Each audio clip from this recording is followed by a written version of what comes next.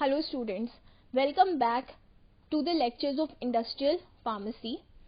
I am Payal Kesharwani, working as an assistant professor at Ramesh Institute of Vocational and Technical Education, Greater Noida.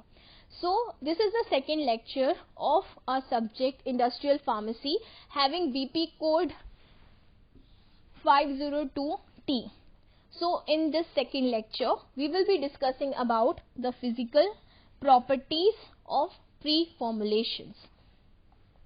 So in this lecture, we will be focusing on organoleptic properties. In organoleptic properties, we will see what are the different organoleptic properties which will be affecting. So for example, color, odor and taste. These will be covered in organoleptic properties. Then we will see polymorphism. In this we will see what is polymorphism and how polymorphism affect the solubility of the drug. Then we will see what is crystallinity and the amorphous state and how the solubility changes in crystal form of the drug or the amorphous form of the drug. So we will be discussing all these topics in this lecture. Next है organoleptic properties. So organoleptic properties are the properties which can be sensed through the sense organ. For example, taste, it can be sensed by the tongue. Color, it can be seen from the eyes. Odor, it can be smelled from the nose. So these are the senses. These are the senses which recognizes the different properties. So this covers color, odor and taste. So why it is important to determine the color, odor, taste of a drug? So first, color. Color helps for identification of the drug. Suppose the color is yellow in color, pale yellow in color, so you can write in the description, the color is pale yellow, the color is white in color. So it helps in identification of the drug. Next is odor. When you are developing a formulation, so हमें पता होना चाहिए कि development के time drug का smell क्या है, उसका ओडर क्या है. एक तो ये आइडेंटिफिकेशन के लिए हेल्प करता है. सेकेंड, अगर उसमें कुछ टॉक्सिक ओडर है जिससे आप इनहेल करके टॉक्सिसिटी हो सकती है, तो वो भी आपका ओडर टेस्ट करने से पता चल जाएगा and it will be very helpful for you. Next is taste. In taste parameter help to determine the taste of the drug. So whether the taste is pungent, whether the taste is bitter, sweet. So like this we can test the taste, and if it is bitter in taste, so we can develop such a formulation so that we can mask the bitter taste of the drug. So these organoleptic properties are the sense properties which helps to determine the properties of the drug. So evaluation of drug by the properties such as color, odor, taste or texture of the drug or the shape of the drug or other features which can be touched and sensed are determined by the organoleptic properties. It is a technique of qualitative evaluation. Organoleptic properties क्या होती हैं? और it is a qualitative evaluation of the drug. Quality wise drug का evaluation करती है और हमें सारे पैरामीटर्स को डिटरमाइन कराती है. Next, colour. why we want to see the color of the drug. तो जो भी कलर होता है ड्रग का, it helps to increase the appeal of the formulation. जो भी आप फॉर्मुलेशन बना रहे हो उसका अपील जो है वो कलर के थ्रू आता है. अगर उसका कलर अच्छा नहीं होगा तो formulation will not be successfully intake by the patient. If the color is appealing, it will attract the patient to take the medicine. Similarly, this color can be determined by various instruments such as visible method is there, which we can see by which we can see and determine what is the color of the particular drug. Next is odor and taste. So odor and taste is important for palatability. Means taste, if it is bitter in taste, it will not be palatable. So we have to mask the taste. So palatability is important. If you are studying the palatability, then you have to determine the taste of the drug. Then drug substance which are irritating to the skin, जो भी drug substance skin में irritating होते हैं उसको भी हम test कर सकते हैं और डिटरमाइन कर सकते हैं. तो जो भी हमारे सेंस से रिलेटेड टेस्ट होते हैं, that can be determined with the help of organoleptic properties. Next is we will see what are the different example of color, odor and taste जो commonly हम डिटेक्ट करते हैं different formulations में. तो first है color, that is off white color. काफी drugs का off white color होता है. Next is cream yellow, tan, shiny. These are the common colors which is obtained in the drug. Next आता है order. Order में जैसे pungent हो गया, सल्फरस हो गया, फ्रूटी हो गया. These are the odour, these are the smell which we get from the drug. तो एक तो ये आइडेंटिफिकेशन कराएगा, मोर ओवर हमें फॉर्मुलेशन करने में हेल्प भी करेगा. नेक्स्ट होता है टेस्ट. टेस्ट उसका एसिडिक भी हो सकता है, बिटर भी हो सकता है, इंटेंस भी हो सकता है, स्वीट भी हो सकता है, या फिर कई सारे ड्रग्स आपके टेस्टलेस भी हो सकते हैं. तो ये सारी जो प्रॉपर्टीज हैं हम ऑर्गेनोलेप्टिक प्रॉपर्टीज में स्टडी करते हैं. नेक्स्ट आपका आता है क्रिस्टलाइन एंड एमोर्फस प्रॉपर्टी. तो जो भी आपके ड्रग का स्ट्रक्चर होता है, internal structure of the drug, जो भी आपके ड्रग का इंटरनल स्ट्रक्चर होता है, it can be classified either into crystalline form और इनटू एमोर्फस फॉर्म. तो जो भी इंटरनल स्ट्रक्चर होता है या तो क्यूबिक होता है, या तो टेट्रागोनल होता है, या हेक्सागोनल होता है, या रोम्बिक होता है. किसी तरीके से भी आपका ड्रग का मॉलिक्यूल अरेंज होता है और उसके अकॉर्डिंग आपके ड्रग के अरेंजमेंट डिसाइड होती है. तो बेसिकली जो भी आपका इंटरनल स्ट्रक्चर है, it can be classified into two types, that is crystalline and amorphous. तो ये जो क्रिस्टलाइन एंड एमोर्फस है, ये आपके ड्रग का इंटरनल स्ट्रक्चर डिसाइड करता है. Then next term comes polymorphism. तो ये जो पॉलीमॉर्फिज्म है, ये क्या है? When one or more than one type of crystalline form exists in nature, then that is known as polymorphism. हम क्या बोलेंगे इसको? When any substance exists in more than one form, एक फॉर्म से ज्यादा कोई भी सब्सटेंस जब एग्जिस्ट करता है तो हम उसको पॉलीमॉर्फिज्म बोलते हैं. And it is known as the term is known as polymorph and the phenomena is known as polymorphism. तो ये जो polymorphism है, it is the group of crystalline substance. आप बोल सकते हो group of crystalline substance है जिसको ये हम मिलके determine कर सकते हैं. तो ये जो भी आपके क्रिस्टलाइन ड्रग्स होते हैं, आप क्रिस्टलाइन ड्रग्स को कैसे डिफाइन करोगे? तो क्रिस्टलाइन ड्रग्स क्या होते हैं? It is the random arrangement of the atoms and molecules. It is the not random, sorry, it is the repeated and uniform arrangement of atoms and molecules. Suppose आपके ये जो atoms हैं, तो इसका एक यूनिफॉर्म अरेंजमेंट होगा. It will be arranged uniformly into a molecule. So this is known as crystalline structure. क्या है ये आपका? क्रिस्टलाइन स्ट्रक्चर है. क्रिस्टलाइन स्ट्रक्चर में हमेशा जो भी एटम्स एंड मॉलिक्यूल्स है वो आपके रिपीटेड मोशन में अरेंज्ड होंगे, जो भी एटम्स एंड मॉलिक्यूल्स हैं. सो जो भी आपका क्रिस्टलाइन पॉलीमॉर्फ मटेरियल है वो डिफरेंट शेप्स में अवेलेबल होता है. जो भी शेप हो, चाहे आपका रोम्बिक हो या फिर क्यूबिक हो, जो भी स्फेरिकल हो, इसमें जो भी एटम्स का अरेंजमेंट होता है वो कैसा होता है? ये जो अरेंजमेंट होता है एटम्स का, it is uniform, it is repeated uniformly. So these type of drugs are known as crystalline drug, जिसमें आपके atoms and molecules का arrangement uniformly होता है. Next comes polymorphism. अब ये जो polymorphism है, it is obtained from the Greek word polus. polus का meaning होता है many and morph का meaning होता है shape. So, जैसे मैंने अभी आपको बताया कि जब कोई भी ड्रग एक या एक से ज्यादा क्रिस्टलाइन फॉर्म में एग्जिस्ट करता है तो हम उसको पॉलीमॉर्फिज्म बोलते हैं. तो मैनी, पॉली इसमें मैनी आ गया, एंड मॉर्फ मतलब शेप. जब किसी भी ड्रग का बहुत सारा शेप होता है उसको हम बोलते हैं polymorph. It can be rhombic, जैसे हमने दूसरे स्लाइड्स में देखा था, रोम्बिक शेप था, क्यूबिक शेप था, spherical shape था. तो these are different types of shapes on which we can obtain a drug. The drug is present.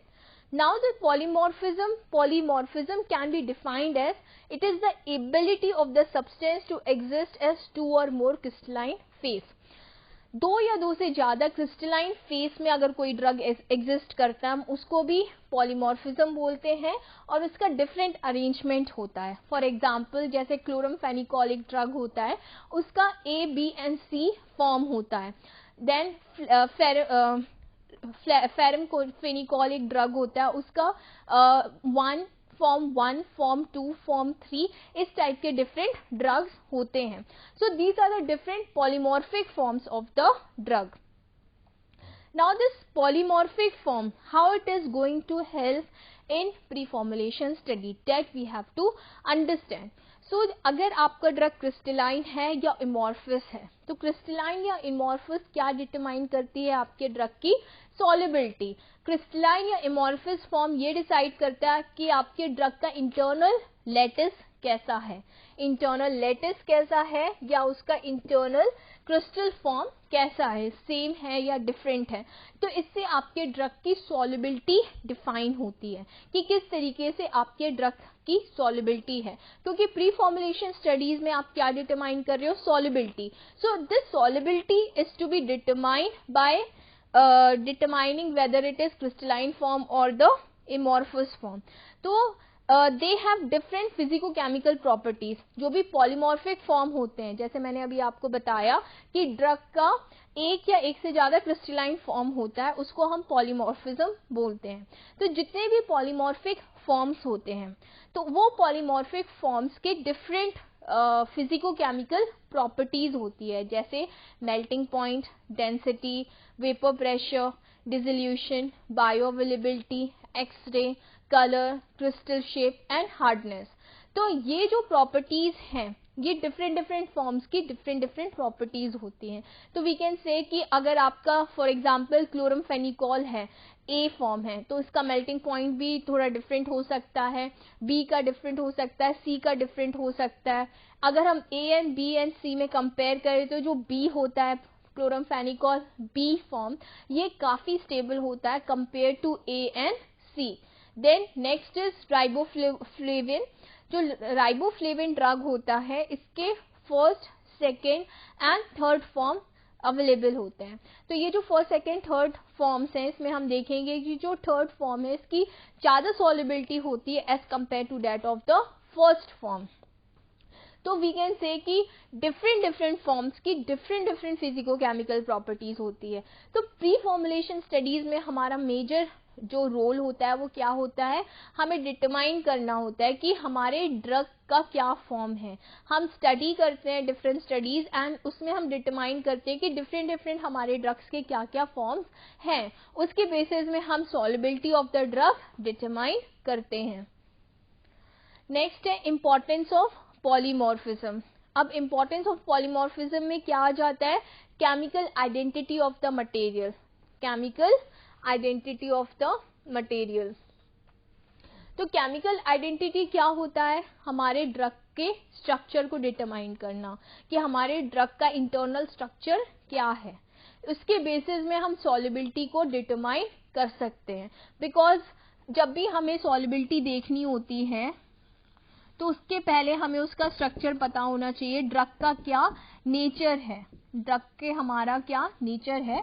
उसके बेसिस में ही हम सॉल्वेंट देख सकते हैं कि किस कंडीशन में वो सॉल्युबल होगी, whether it is pH soluble और हम उसमें कुछ सॉल्वेंट यूज करेंगे या फिर हम कोई को सॉल्वेंट यूज करेंगे अगर सॉल्युबिलिटी नहीं हो रही है. तो डिफरेंट वेज होते हैं सॉल्युबिलिटी डिटरमाइन करने के. एंड यहाँ पे मोस्ट इंपॉर्टेंट होता है कि हम पॉलीमॉर्फिज्म से उस ड्रग का केमिकल आइडेंटिटी डिटरमाइन करें. नेक्स्ट होता है stability of the doses form. तो डोजेस फॉर्म की स्टेबिलिटी बहुत इंपॉर्टेंट होती है. सॉरी. डोसेज फॉर्म की स्टेबिलिटी बहुत इंपॉर्टेंट होती है। तो ये जो स्टेबिलिटी डिटर्मिनेशन है ये भी बताती है कि हमारा जो ड्रग है क्रिस्टलाइन फॉर्म में है या एमॉर्फस फॉर्म में है। नेक्स्ट स्लाइड्स में हम देखेंगे कि स्टेबिलिटी कैसे इफेक्ट कर रही है। तो जब भी हम डोसेज फॉर्म को डेवलप करते हैं तो स्टेबिलिटी एक इम्पॉर्टेंट पैरामीटर होता है जो काफी सारी चीजों को डिटरमाइन करता है। तो इसलिए हमें प्री फॉर्मुलेशन स्टडीज में स्टेबिलिटी को भी डिटरमाइन करना चाहिए, वो हम पॉलीमॉर्फिज्म से डिटरमाइन कर सकते हैं। नेक्स्ट है methods of identity of polymorphism. हम किस किस मेथड से पॉलीमॉर्फिज्म डिटरमाइन कर सकते हैं। अभी हमने देखा कि पॉलीमॉर्फिज्म को हमें डिटरमाइन करना है वेदर हमारा ड्रग क्रिस्टलाइन है या फिर इमॉर्फस है। अगर क्रिस्टलाइन है तो क्या क्या डिफरेंट टाइप्स के हमारे फॉर्म्स हैं। तो ये हम कैसे कर सकते हैं, डिफरेंट मेथड से कैसे हम पॉलीमॉर्फिज्म को आइडेंटिफाई कर रहे हैं। तो फर्स्ट है आपका optical crystallography, this is a method, इससे हम पॉलीमॉर्फिज्म को डिटरमाइन कर सकते हैं। Next is hot stage microscopy, hot stage microscopy से भी हम डिटरमाइन कर सकते हैं।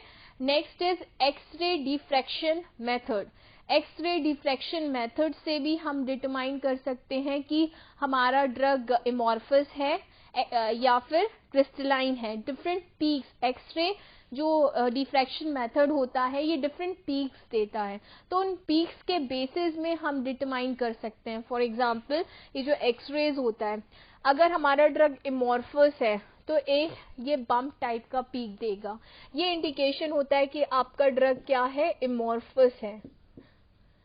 अगर आपकी शार्प पीक आती है देन दिस टेल्स दैट आपका ड्रग क्रिस्टलाइन इन नेचर है। तो इस मेथड से आप इजीली डिटरमाइन कर सकते हो whether your drug is amorphous और क्रिस्टलाइन। नेक्स्ट आता है एनएमआर टेक्निक्स। एनएमआर टेक्निक्स में से भी आप डिटरमाइन कर सकते हो whether your drug is polymorphism, whether your drug is crystalline और एमॉर्फस। FTIR टेक्निक्स, इससे भी आप डिटरमाइन कर सकते हो। Micro calorimetry, this also you can determine. Then thermal method, thermal method से भी आप डिटरमाइन कर सकते हो। And melting point determination. तो these are the different methods by which it helps to determine whether your drug is crystalline and amorphous. इससे आपके stability determination काफी अच्छे से हो जाएंगे and solubility determination भी हो जाएंगे। Next है pharmaceutical application, pharmaceutical application of polymorphism. So first is for the preparation of suspension. तो अगर आपने polymorphism नहीं स्टडी किया है तो it can cause change in the crystal size and it can result in caking. Suspension में एक process होती है केकिंग। केकिंग में क्या होता है, आपके जो पार्टिकल्स हैं it settles down at the bottom of the container. So अगर फ्लॉकुलेटेड है तो सॉफ्ट केक फॉर्म करता है, डीफ्लॉकुलेटेड है तो हार्ड केक फॉर्म करता है। तो अगर आपको अपने ड्रग का नेचर नहीं पता होगा क्रिस्टलाइन है या एमॉर्फस, तो वो क्या फॉर्म करेगा, क्या रिजल्ट करेगा, it will result in caking. And क्यों केकिंग में रिजल्ट करेगा, क्योंकि आपने उसका जो भी पार्टिकल्स का अरेंजमेंट है वो ठीक तरीके से डिटरमाइन नहीं किया, जिससे सस्पेंशन में क्या रिजल्ट हो रहा है, केकिंग रिजल्ट हो रही है। फॉर एग्जाम्पल ऑक्सीक्लोजामाइड, ये आपका एंथेल्मेंटिक ड्रग है। तो इस ड्रग में भी आपकी काफी बार पॉलीमॉर्फिज्म ना डिटेक्ट करने के कारण केकिंग रिजल्ट होती है। So this is the application of suspension. Next आता है आपका क्रीम्स। क्रीम्स में क्या होता है, क्रिस्टल ग्रोथ हो जाती है। क्रिस्टल ग्रोथ क्या होता है, नॉर्मली आप जो क्रीम देखते हो इट इज स्मूथ टेक्सचर, उसमें छोटे छोटे से क्रिस्टल्स डेवलप हो जाते हैं, that is known as crystal growth. तो ये क्यों हो जाते हैं, क्योंकि उसमें फेस चेंज हो जाता है, उसमें इंस्टेबिलिटी आ जाती है, स्टेबिलिटी इश्यूज डेवलप हो जाते हैं। क्यों, बिकॉज आपका ड्रग क्रिस्टलाइन या फिर एमॉर्फस फॉर्म ठीक तरीके से प्रॉपरली स्टडी ना करने के कारण वो इंस्टेबिलिटी शो कर रहा है। तो crystal growth as a result of phase transformation, आपके जो भी आपने क्रीम बनाई है उसका फेस ट्रांसफॉर्मेशन हो जाता है, जिससे वो इनस्टेबिलिटी शो करता है. नेक्स्ट आता है आपका सपोजिटरीज. सपोजिटरीज में भी अनएक्सेप्टेबल मेल्टिंग कैरेक्टरिस्टिक, आपकी सपोजिटरीज होती है जो रेक्टल रूट से दी जाती है, तो इसमें भी क्या होता है, डिफरेंट मेल्टिंग कैरेक्टरिस्टिक देखने को मिलता है, जिसके कारण आपका जो सपोजिटरीज है वो फेल हो जाती है, क्योंकि आपने जो भी सपोजिटरी देनी होती है वो मेल्ट हो जाती है, और मेल्टेड सपोजिटरीज में यूनिफॉर्मली ड्रग डिलीवर नहीं हो पाता है. So these are the different application of polymorphism failure. Now next is amorphous. Amorphous क्या होता है, it is the random arrangement of atoms and molecules. जो भी आपका ड्रग है, दिस इज अ ड्रग, तो इसमें आपके जो एटम्स हैं उसका रैंडम अरेंजमेंट होता है. आपने क्रिस्टलाइन में देखा था, it was distributed in a uniform manner, repetition manner, but यहाँ पे randomly arrange होती है. तो ये जो amorphous forms होता है, it is typically prepared by precipitation, lyophilization. ये जो amorphous form है, आप कैसे determine कर सकते हो उसको? with the help of precipitation method, with the help of lyophilization method and rapid cooling method. इस तरीके से आप determine कर सकते हो कि your drug is amorphous in nature. Now we have to see the solubility of the crystalline and amorphous form. So जो crystalline form होता है उसकी high solubility होती है. क्यों होती है high solubility? Because आपका ये जो आपका क्रिस्टलाइन फॉर्म होता है, ये दो फॉर्म में आपका अवेलेबल हो सकता है. एक होता है मेटास्टेबल फॉर्म, दूसरा होता है आपका स्टेबल फॉर्म. तो ये जो मेटास्टेबल फॉर्म है ये एक्वस सॉल्युबिलिटी हाई देता है. It gives high aqueous solubility. तो हाई एक्वस सॉल्युबिलिटी क्यों होती है? क्योंकि इसका जो मेल्टिंग पॉइंट होता है वो लेस होता है. ये क्या होता है, और हाई एनर्जी इसमें रहती है. It has the high energy, तो हाई एनर्जी के कारण it shows high solubility. Next आता है आपका स्टेबल फॉर्म. स्टेबल फॉर्म जो होता है इसकी जो एनर्जी होती है वो लेस होती है, तो लेस एनर्जी के कारण वो एक्वस में लेस सॉल्युबिलिटी शो करता है. Now if we talk about the amorphous form की जो solubility होती है सबसे ज्यादा होती है. When we compare with that of the crystalline form से भी इसकी solubility ज्यादा होती है. तो आप बोल सकते हो आपकी सबसे ज्यादा solubility aqueous में amorphous form की होती है. amorphous form के बाद आपकी metastable form की होती है. मेटास्टेबल फॉर्म के बाद लास्ट में आपकी स्टेबल फॉर्म की स्टेबिलिटी आती है. तो इस तरीके से आपकी स्टेबिलिटी प्रोफाइल होती है amorphous, then metastable and stable. Next है इंपॉर्टेंस क्रिस्टलाइन एंड amorphous का. ये फॉर्मुलेशन, डेवलपमेंट एंड हैंडलिंग में हेल्प करती है. Then it helps in chemical stability and it also shows the biological activity.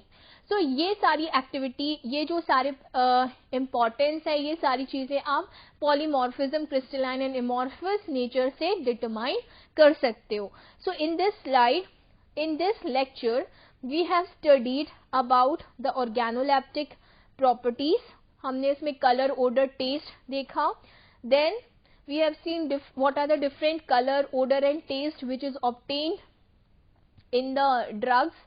Common color, odor, trace obtained in the drug. Next we have seen the internal structure, किस तरीके से होता है, crystalline form में होता है, amorphous फॉर्म में होता है. फिर पॉलीमॉर्फिज्म क्या होता है हमने उसको डिफाइन किया था और उसको डिटेल में स्टडी किया था. नेक्स्ट आता है आपका crystalline drugs.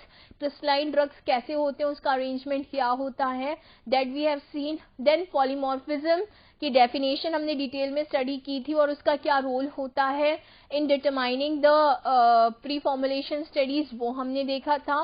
Then next we have seen the importance of polymorphism. Then how we can identify polymorphism, different methods हमने इसमें स्टडी किए थे. देन फार्मास्यूटिकल एप्लीकेशन पॉलीमॉर्फिज्म के. आफ्टर दैट एमॉर्फस ड्रग्स क्या होते हैं और उसको हम कैसे डिटरमाइन करते हैं ये देखा था. देन लास्ट में हमने देखा था कि सॉल्युबिलिटी हम कैसे देख सकते हैं क्रिस्टलाइन के एंड एमॉर्फस की, एंड किस तरीके से सॉल्युबिलिटी होती है. तो एमॉर्फस की सबसे ज़्यादा सॉल्युबिलिटी होती है, फिर आपके मेटास्टेबल फॉर्म की होती है, फिर स्टेबल फॉर्म की होती है. देन हमने importance of crystalline and amorphous form देखा था. So this was all we have discussed in this lecture. In the next lecture, we will be discussing about the solubility analysis. Thank you.